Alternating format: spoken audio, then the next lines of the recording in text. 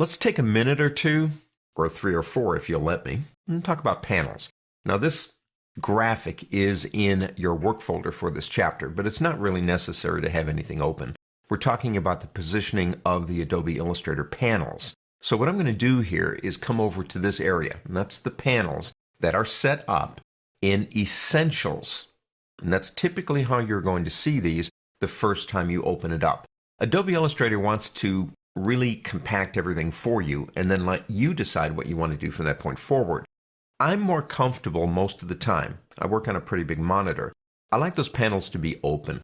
So what I can do is click this button right there, and what it does is it expands the panels out. Now you're going to lose about 10% of your space left to right, so this is up to you. If I'm working on my laptop, I would probably collapse them down. So this is a very personal thing. Put it together any way you want.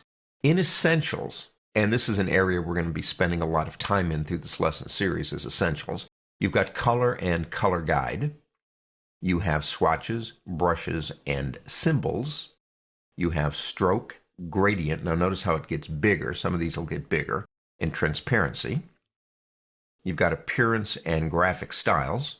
And down here at the bottom, you have Layers and Artboards.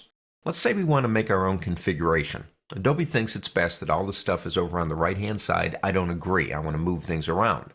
So let's take Color, and let's move it over to about here. Now I can go in once it's here, go to the corner, and you can see it gives me a double arrow, meaning I can go left and right. If I come down here, I get a vertical, which means I can open it this way. If I go to a corner, I can do both at the same time. And makes it easier for me to pick a color, I suppose. I want to add my color guide to that, so I'm going to come back over here. I'm going to drag it out, and I've got two choices. If I put it down here and wait for that little blue line to appear, you got to watch for that, and let go, they're grouped together, which means I move them as a unit. If I grab this one again, I can break that apart, make them separate. Or I can take it and move it up here, and in this case I'm looking for that blue area right here, and it's enclosed in a blue line, and they go back into being a tab set. If I want to put them back where they were, what I can do is grab from up here, drag them back over, and again I'm looking for that blue line as to where I want to position them. And I'll put them right back where they were, and we're kind of back to where we started. If I want to do that quicker, let's do this. Let me go ahead and take the color guide back out, and I'll come down here to Appearance, and I'm just messing the screen up. You probably wouldn't do quite this bad a job, but you can do something pretty wonky in a very few minutes. Okay, I've been working with these, and now I'm ready to put them all back together, but there's no way I want to do these one at a time. If you go back up to the word Essentials, you will notice that under Essentials, you have a Reset button, and if you select Reset, it will put everything back together the way Adobe feels it should be. So we're kind of back to where we started a few minutes ago. Let's reopen them one more time. And let's go in and drag one of these guys out here. Let's choose Brushes. All panels have options. Most of the options are underneath this button right here. If you click that, you can see that the options are based on what we're working with. Things like New Brush, because this is a Brushes panel.